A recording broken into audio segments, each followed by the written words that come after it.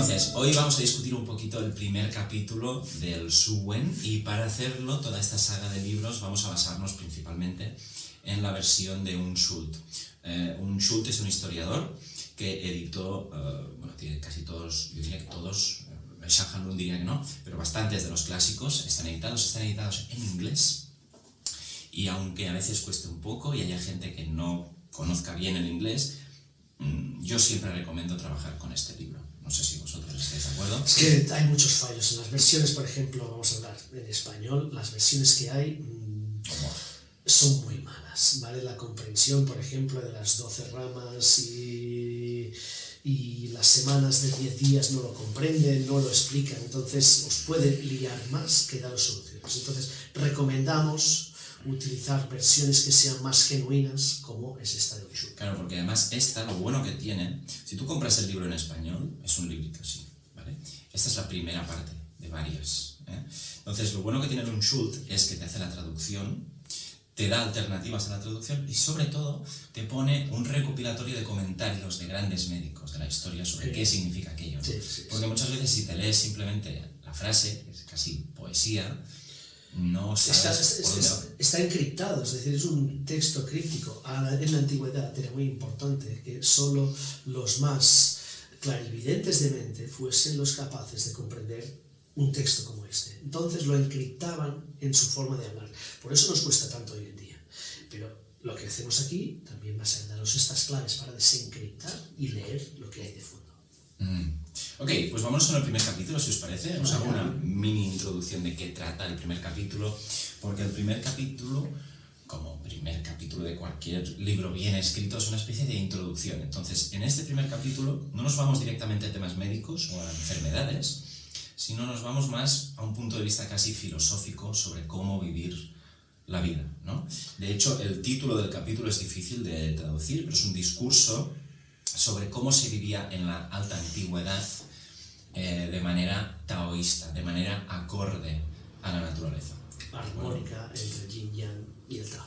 Entonces, no voy a leer, si os parece, todo el capítulo. No, porque es que creo que sería demasiado. No, pero yo os voy resumiendo qué va diciendo, si os parece, y cuando haya algo que comentar nos paramos ahí y lo comentamos. Incluso podemos ir a leer frase por frase, porque creo que hay cosas muy interesantes. Vale. Entonces, en el principio del primer capítulo nos introduce a Huan Di y básicamente nos viene a decir que era una persona que ya podía hablar antes de los 100 días de vida y que antes de los 10 años era una persona profundamente sabia. Estaríamos hablando hoy en día de un niño con altas capacidades. Básicamente fue una persona muy avanzada en su época y básicamente la descripción que nos hace es esto. Y trastorno de déficit de atención, posiblemente. No, básicamente capacidades altas y tienen mucha dificultad en empatizar y comunicar correctamente. Sí, de hecho dice que cuando maduró, cuando ya era mayor, él era una persona llena de habilidades y era sincera. Que aquí es los primeros conceptos del taoísmo y del confucianismo se empiezan a introducir, ¿no? Y dicen que ya cuando maduró ascendió a los cielos, que mucha gente lo traduce como que se iluminó y desapareció, pero es cierto que hay muchos autores que dicen, para un momento, si este tío cuando ya era mayor desapareció, ¿quién escribió esto, ¿no? Por tanto, muchos interpretan ascender al cielo como llegar a un nivel de conocimiento, ¿no? Llegar a este clímax, llevar a esta sabiduría y sobre todo pues a un punto donde la parte del reinado de su país ya llegaba a una madurez, ya llegaba a un control óptimo para lo que conllevó en las siguientes eras. Después presentan a Huan Di y entonces ya empiezan las preguntas, ¿no? Y dice que Huan Di le pregunta al maestro del cielo, al Heavenly Teacher, ¿no? Que es Chibo. Le dice, oye, Chibo, me han dicho, ¿no? Es una fórmula que usan mucho en el libro, me han dicho que antes existía gente que vivía acorde al Tao y todos vivían más de 100 años, ¿no? Pero ahora eso no pasa. Bueno, eso es una frase muy importante y a tener en cuenta. ¿Qué es vivir acorde con el Tao? Es decir, la gran discusión de la primera parte del capítulo es ¿qué es vivir acorde con el Tao? Sí, de hecho, yo diría que la mitad del capítulo va a desarrollar exactamente Claro, esto. adaptarte a los cambios, adaptarte a la edad de vida, porque habla de los años de vida de los hombres, los años de vida de las mujeres, qué pasa en cada ciclo de 7 u 8 años y luego cómo vivir acorde con las estaciones. Entonces, para mí es muy importante crear el debate aquí de qué realmente comprendemos desde la medicina china que es vivir con el Tao. ¿Vale? Entonces, ¿cómo podemos hacer que tanto nosotros tres como nuestros pacientes, como nuestros alumnos, como nuestros visualizadores de este vídeo puedan vivir 100 años? ¿Qué tienen que hacer? Para mí, yo os propongo aquí un poco de explicación de lo que yo comprendo, y luego me gustaría crear un poco el debate, porque seguro que todos tenemos opciones diferentes, y aquí podéis entrar vosotros también, porque es necesario crear ese debate. Comentad y dad like a este vídeo. Vale, entonces para mí vivir en función del Tao es respetar los ciclos. Por ejemplo, ciclo de invierno, el día es más corto, tenemos que dormir más horas, tenemos que desgastar menos el yang chi.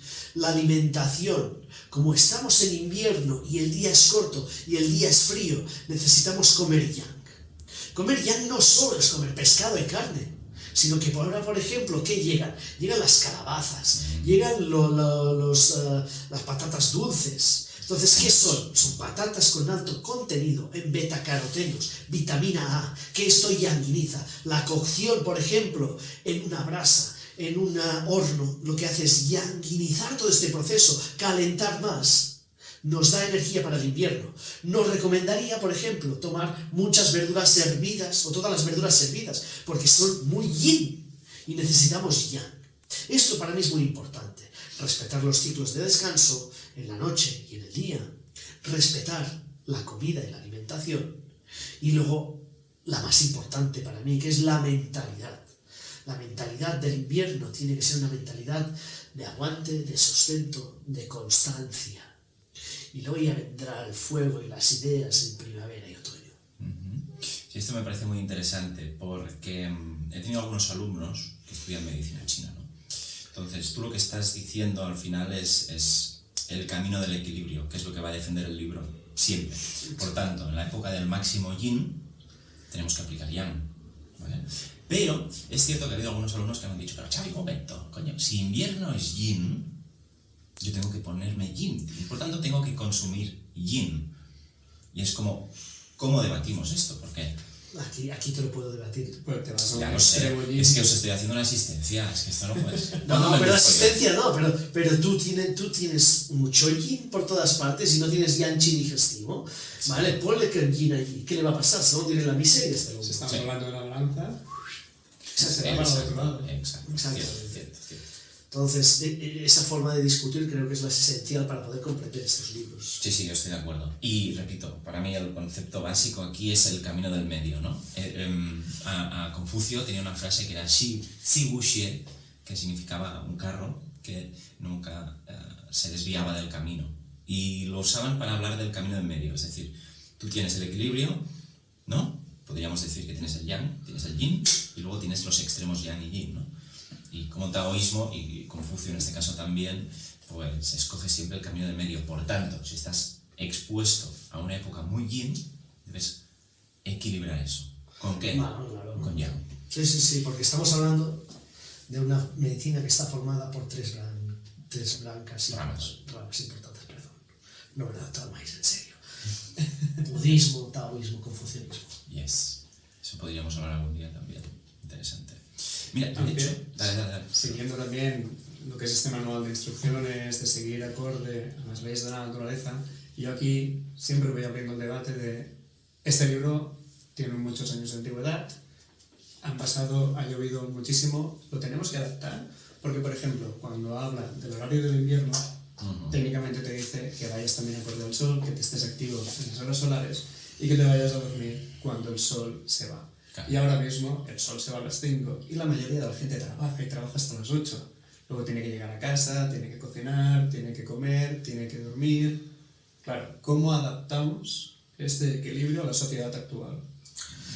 Pero no, tú estás diciendo cómo adaptarte tú a esto, pero no podemos cambiarlo, porque ellos dicen la verdad. Es decir, que tú vivas en una sociedad que es una desestructuración hacia la persona, no quiere decir que el libro esté mal. ¿Vale? Entonces, no es el libro el que tiene que cambiar, tenemos que cambiar nosotros. Y luego tienes que pensar, estos vacíos que hay aquí, cómo yo los relleno, cómo los equilibrio. Es decir, no puedo plagar a las 5:30 de la tarde, yo por mala suerte no puedo, pero ceno a esa hora y no ceno a las 9 cuando llego a casa. Claro, yo me gustaría decir dos cosas, me cuelo por aquí. La primera, de lo que estáis hablando, para mí es clave la interpretación, ¿no? El libro lo que dice es, debes levantarte y echarte siguiendo el ciclo solar, ¿no? Y eso lo puedes interpretar efectivamente como la cama. Pero yo también lo interpreto como, cuando haya sol, estate y más yang, trabaja. Cuando se vaya el sol, recógete, pero recogerse puede ser estar en casa disfrutando de una cena. Yo creo que son diversos grados, pero lo que sí que está claro es, lo que te están diciendo es, si no hay sol, no trabajes. Venga, y la segunda cosa, perdonad que vayamos haciendo cortes, porque vamos editando. La segunda cosa que quería comentar es algo que has dicho tú, ¿no? Y quería poder comentar esto. Debería haber ido esto en la introducción, pero bueno, es el primer capítulo. Tú has dicho algo así, no lo recuerdo ahora, como este libro es la verdad, ¿no? Yo estoy de acuerdo en esto, pero deberíamos poder hablarlo. Es decir, la medicina china es dogmática. Ojo, la palabra dogma tiene unas connotaciones muy negativas. ¿Qué significa? Negativas, sobre todo en el occidente. Lo sé, pero vamos a afrontarlo, ¿no? ¿Qué significa dogmático? Significa que tú tomas algo como verdad y a partir de ahí construyes, ¿correcto? Entonces, yo odio los dogmas, odio que nadie me diga esto es así porque sí, ¿vale? Bueno, pero es que este no es el caso. Este no es el caso, exactamente. Tú has puesto una palabra con mucho peso, con unas implicaciones negativas a mi forma de ver, que no se adhiere al concepto básico del taoísmo. Exacto. Y de la medicina china. Exacto. Entonces, aquí siempre te da lugar a comprender. Y, sinceramente, he estudiado mucho la teología judeo-cristiana, los dogmas occidentales, la medicina occidental. Me encanta la fisiología, me encanta la fisiopatología, me encantan muchos conceptos, pero realmente encuentro las partes de verdad y de equilibrio dentro de las bases de un texto tan antiguo que sinceramente creo que si se siguen, no a rajatabla, pero lo máximo que podamos, y si los entendemos y comprendemos, nos van a llevar a un mejor estado de salud para nosotros, pero también para nuestros pacientes. Sí, coño, yo estoy a favor. No, ya lo sé, pero he querido sacar este tema porque creo que es muy importante. Porque está muy estigmatizada esta palabra. Exacto, no, es que esta palabra tiene demasiado peso para mí. Ya lo sé, lo siento. Pero por eso mismo, o sea, mi punto de vista es el siguiente. Creo que la medicina china y sobre todo la clásica es dogmática, pero no a nivel negativo. Es decir, tenemos un origen que está escrito en unos libros y nosotros consideramos que estos libros funcionan y dicen la verdad. Sin embargo, para mí es muy importante estar abiertos a la posibilidad siempre de que no la digan. Entonces, cada uno que extraiga sus conclusiones. Exactamente. Os invitamos a ser críticos, no nos creáis. De hecho, también es lo que estamos hablando aquí, la interpretación que hace cada uno dentro de lo que es cada frase, cada estructura. Exactamente. El hecho de que el texto sea tan abierto. Y ya no es un dogma como tal, ya no es una ley rígida, sino cada uno de aquí va a sacar sus propias conclusiones en función de la experiencia, ante el conocimiento de cada persona. Claro, sí. Y para mí lo problemático del dogma siempre es la incapacidad para ser flexible, ¿no? A nivel de conceptos, y aquí eso no pasa. Y aquí, por ejemplo, hay una base de la medicina china que es el confucianismo, que sí que es más rígida, pero el taoísmo y el budismo son súper flexibles. Entonces, claro, nos permiten reinterpretación, reconexión y actuar según la época y el momento en el que estés. Correcto. Vamos a avanzar un poco en el capítulo. Me gustaría leer los 4 frases, ¿vale? Que creo que son muy interesantes, que resumen lo que ya hemos dicho, ¿vale? Básicamente dice, la gente de la alta antigüedad que vivía tanto modelaban sus comportamientos a partir del yin y el yang y eran formados en las artes y los cálculos, ¿vale? Aquí podríamos desarrollarlo, no nos va a dar tiempo. No nos va a dar tiempo, solo un apunte que habla de la alta sociedad, sí, porque, o sea, los pobres de antes vivían en la puta miseria como ahora, ¿eh? O sea, solo los pijos ricos se podían permitir vivir según el Tao. Sí, bueno, el libro dice que no. Dice que los pobres también podían vivir según el Tao. No, es mentira. Vale. Es una falsa ilusión. Es una falsa ilusión porque esto lo planteó Sun Tzu Miao en el siglo VI y VII. ¿Vale? Hasta esa época, en el año 600-700, no se permitió, no se aplicó lo que era esta forma de pensamiento hacia la gente de rango más bajo. Correcto. Vamos a seguir. Esta gente, su manera de comer y beber era moderada. Se levantaban y se iban a dormir de manera regular y, sobre todo, no se gastaban a sí mismos con trabajos sin sentido, ¿vale? Vamos a avanzar un poquito, si os parece. Aquí hace ciertas críticas a los deseos, a los vicios, al alcohol, al sexo sin sentido. Todas estas acciones, al trabajo sin sentido. Todas estas acciones gastan la esencia del ser y deben ser eliminadas. Tentad evitar de prostituiros. ¿Vale? Entonces aquí hace una discusión realmente sobre las bases de cómo debemos vivir, ¿no? Y para mí es muy interesante. Drogas, alimentación, sexo y meaningless work, trabajo sin sentido, yo lo asocio mucho a la sociedad de hoy en día, al consumismo, ¿no? Que creo que es algo que tú querías comentar un poquito. Y las redes sociales, esas horas que dedicamos ahí activando nuestro Shen, mirando redes sociales, mirando cómics. Al final es el perder el tiempo, de invertirlo sin algo que no pueda ser productivo. Que no te lleve a ninguna parte. Sí, claro, muy bien. Es yin-yang, ¿no? Ese equilibrio. La sociedad que tenemos hoy en día es terriblemente yang. ¿Correcto? Entonces nos arrastra siempre hacia el yang. Tenemos mucha falta de yin, ¿no? Sí. De hecho, hay otra frase que dice un poquito más adelante que me encanta, que es que su Shen está tranquilo, luego tienen pocos deseos, ¿vale? Es decir, son gente simple, tienen pocos deseos, y al tener pocos deseos, fácilmente cumples tus deseos. Con lo cual, eres más feliz y estás más tranquilo. Entonces, esta sociedad que tenemos está dedicada a generarnos deseos. En esta misma frase la que decías, la del Shen tranquilo, la gente que hace bien el trabajo, que se siente... Hay una parte que me gustó bastante que es se siente cansado pero no agotado. Es decir, es una persona que a lo mejor la interpretación a la actualidad de hoy en día es una persona que se levanta, se va al trabajo, hace deporte, hace meditación. Un día que dices, ostras, lo he hecho todo bien, llego a casa ya a la última hora, necesito dormir porque estoy reventado, pero no me siento que este agotamiento, esta atrofia de haber pasado un día sedentario sin hacer nada, sin ser productivo, con esa sensación de culpabilidad, sino es aquel cansado lleno de chi, lleno de... Es un cansado sano. Es un cansado que permite recuperarte de manera regular. Bueno, básicamente esto lo que está hablando David sería de que con este cansancio físico ayudas a regular ese exceso de funcionamiento de, por ejemplo, de la adrenalina y noradrenalina a la que estamos enganchados constantemente, a un exceso de producción del cortisol. Entonces nos regula hormonalmente, nos regula física y químicamente, y nos regula el Shen. Claro. Y es que al final es así. Fíjate todo el tema de dopamina y... ¿Cuál es la otra? Serotonina, oxitocina. Claro, si tú tienes una vida simple, estás tranquilo, los niveles hormonales son muy estables. Exactamente. ¿Qué pasa? Todas las redes sociales, por ejemplo, están diseñadas para extra estimular. Exactamente. Es decir, las redes sociales funcionan. Nosotros tenemos el sistema nervioso que trabaja en su formación simpática y parasimpática. La parasimpática es la que nos da placer de relajación.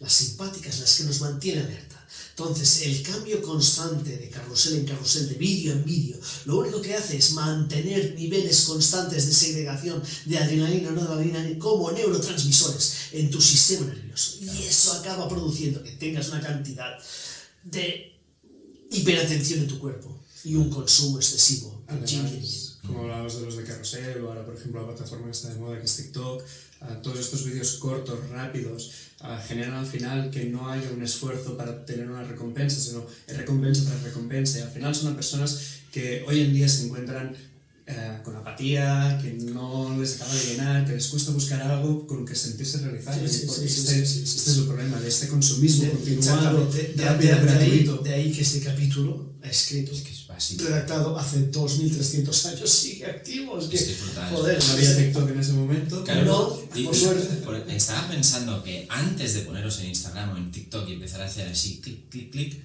mucho mejor ver este vídeo, ¿no? Exactamente. A nivel de dopamina. Mucho mejor, porque aparte va a ser un vídeo un pelín más largo que estos 30 segundos, un minuto de recompensa inmediata. Exacto. Nada, entonces yo pienso que, bueno, sí, podríamos hacer una crítica muy bestia de nuestra sociedad. Simplemente yo creo que aquí se invita a cada individuo a valorar cómo es su vida en estos términos, en términos de yin, de yang y de moderación, ¿no? Que es algo muy, muy taoísta. Bueno, que sepáis que cada corte que veis es cuando nos empezamos a discutir. Yo tengo el ojo morado, me pega. Vale, vámonos a la última parte del primer capítulo que vamos a hablar, que introduce a Juan Di hablando de qué pasa, por qué la gente deja de ser capaz de tener críos, de tener hijos, ¿vale? Y para explicar esto nos explican los ciclos vitales tanto del hombre como de la mujer, ¿sí? ¿Quieres desarrollar un poquito tú esto? Sí, la mujer los engloba en ciclos de 7 años, el hombre en ciclos de 8 años, y al final esto también es algo que nosotros también podemos ver y podemos comprobar a nivel de sociedad. Por ejemplo, vemos que a los primeros 7 años pues, empiezan a caer los dientes de leche, empiezan a salir a nivel del yin, a nivel de la esfera del agua, empiezan a salir los dientes de verdad, empiezan los niños a crecer y a hacer esta primera maduración, que luego en las mujeres esto se ve perfectamente a los 14 años, que es en ese momento donde ya dejan de ser niñas y empiezan a ser mujercitas.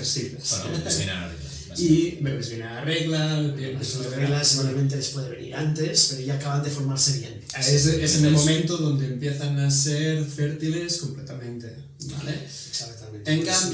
En cambio los hombres, como van ciclo de 8, serían los 16 años. Entonces esta diferencia tan grande a nivel de la adolescencia de los 14 a los 16 se puede comprobar a nivel de la madurez de las personas. Se puede comprobar a muchos niveles. Entonces lo que estás diciendo, lo digo por si alguien no lo sabe, es las mujeres tienen ciclos de 7 años, correcto. Los hombres tienen ciclos de 8 años, ¿vale? Por tanto, 7, 14, 21, 28 y 8, 16, 24, 32. Es decir, esta diferencia en ciclos cada vez se va aumentando más. Claro, y esto nos marca los procesos y los ciclos donde la mujer es fértil, la mujer deja de ser fértil, envejecemos, deterioramos, que es lo que explicaba David. E igual el hombre. Y lo mismo en el hombre, lo único en la misma categoría. Es decir, la mujer empieza a los 7, 8, luego pasa a los 21, en cambio en el hombre, a los 14, en cambio en el hombre es a los 16, pero aunque sean dos diferencias de edad, dos franjas diferentes, a nivel energético suceden los mismos procesos, ¿vale? Luego aparecen las bolas de juicio, ya son dos personas completamente fértiles, a los 28, 35 ya la musculatura de todo el cuerpo empieza a ser fuerte, rígido, los músculos tienen su tono, y a partir de ahí, poco a poco es donde va esa esencia. Esto me parece muy interesante a la par que deprimente, ¿no? Pero digamos el punto álgido en... Es alrededor de los 30. En mujeres... Sí, mujeres y hombres es alrededor de los 30, menos más, pero luego ya empieza, o sea, desde este momento estábamos en la línea de la física de empezar, crecimiento, ahí sé cómo se para, y a partir de ahí todo va hacia abajo, o sea, fijaros, 42, pelo gris que parezco la Villaya. Bueno, yo tengo 37 No, está más sutil la miseria que yo, pero bueno, son cosas que... La parte buena es que creo que lo que hay es un crecimiento muy rápido, exponencial, pero lo que es el decrecimiento no es igual de rápido, sino más lineal, es más progresivo, es más lento. Es por eso que puede ser depresivo, alcanzar el clímax o el cenit alrededor de los 30 años, pero por suerte no envejecemos tan bestia que si no a los 60 años... Es un deterioro, sí, va a pasar. Yo creo que esta es una estrategia de marketing. Primero te dicen lo bueno que es vivir taoístamente y luego te dicen, tienes estos ciclos, pero si te cuidas mucho... Exactamente, puedes alargar. Esa bajada puede ser no tan directa, sino mucho más paulatina y mucho más plana. ¿Qué es lo que buscamos con la medicina china? Sí, y luego también leyendo esto yo me acuerdo de pensar mucho en el estrés hacia la mujer, ¿no? O sea, los ciclos de la mujer son más cortos, hay más prisa, por tanto, para hacer más cosas en menos tiempo, ¿no? Y como esto lo podemos ligar luego cuando vemos mujeres con insuficiencias de yin, ¿no? Exacto. Están bajo una presión y una exigencia muy superior al hombre. Exacto. Pienso, no sé, pues mi interpretación, ¿no? Bueno, la insuficiencia ahí proviene de una deficiencia previa del yang chi, que puede prevalecer por un problema, ya sea genético, ya sea congénito, que ha pasado de padres a hijos, de un proceso traumático, de un proceso de desgaste. Entonces hay que analizar cada caso para tomar una decisión concreta y correcta sobre estos Correcto. Estaba generalizando yo. Exacto. En fin, yo creo que esto es lo más importante que nos aporta este primer capítulo, que es un capítulo de introducción, pero ya veis que hay mucha chicha. Hay mucha chicha. Y básicamente yo creo que iremos y seguiremos así.